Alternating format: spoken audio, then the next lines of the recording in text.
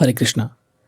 प्रस्तुत प्रसंग सत्संग की मार्मिक बातें श्री सेठ जयदयाल गोविंदका जी द्वारा लिखी गई पुस्तक में से है। इसका विषय है अच्छे आचरणों की महत्ता।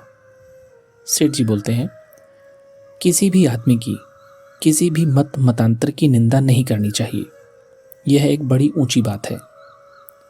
यह भी नहीं कहना चाहिए कि सब कुछ अच्छा ही है। इस विषय में जितना भी कम बोलें उतना ही अच्छा है। जितना भी अधिक बोला जाएगा उतना ही अधिक फसाव होगा। अपने आप को जो अवगुण मालूम पड़ते हैं उनका अधिक सुधार होता है। मुझे अपने घर में प्रणाम करते देखा तो आपने भी प्रणाम शुरू कर दिया। किंतु यदि मैं तुम्हें कहूं कि प्रणाम करना चाहिए और मैं प्रणाम नहीं करता तो आप मन में सोचेंगे कि प्रणाम करना है तो बहुत अच्छा, किंतु असर नहीं पड़ेगा।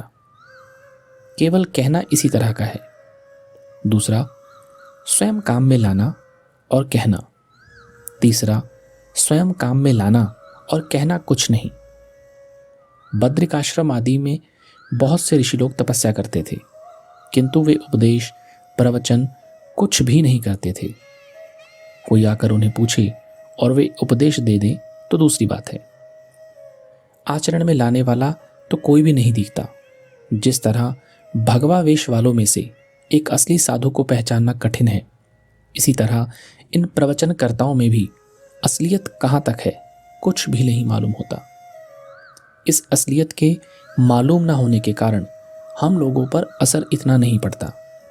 जिस तरह थोथा चना बाजे घना है, इसी तरह वे बोलते तो बहुत हैं, किंतु असलियत तक का पता लगाना बहुत ही कठिन है।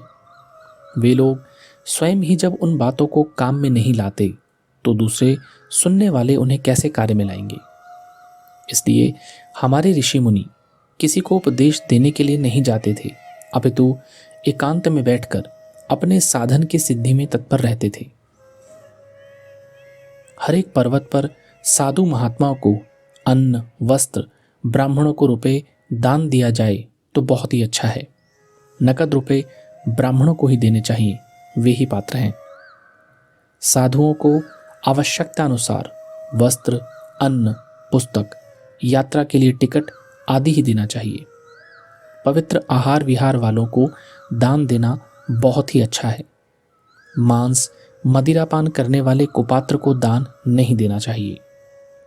अपने को अपना कर्तव्य समझकर उसे सात्विक भाव से देना चाहिए।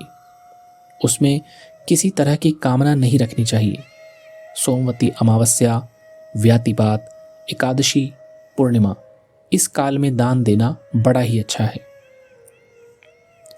पात्र ब्राह्मण हो, विद्वान हो, आचरण उत्तम हो, ऐसे ब्राह्मण सब चीजों को ग्रहण करने के पात्र हैं। दान, यज्ञ आदि जितने भी यहाँ किए जाते हैं कई गुना हो जाते हैं। इसलिए खूब दें, खूब भजन ध्यान करें।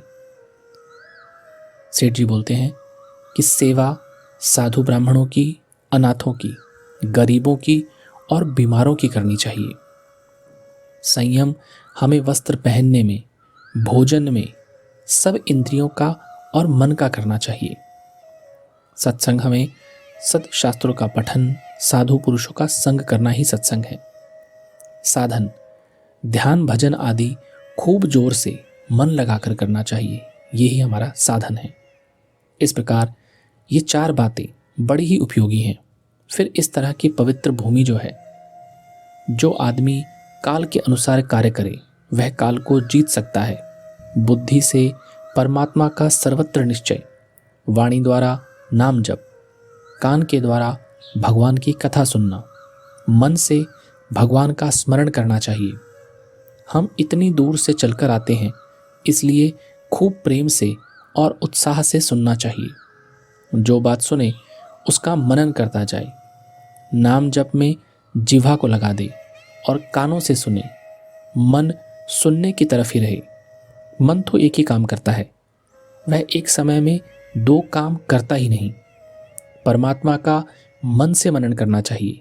किसी की निंदा स्तुति नहीं करनी चाहिए।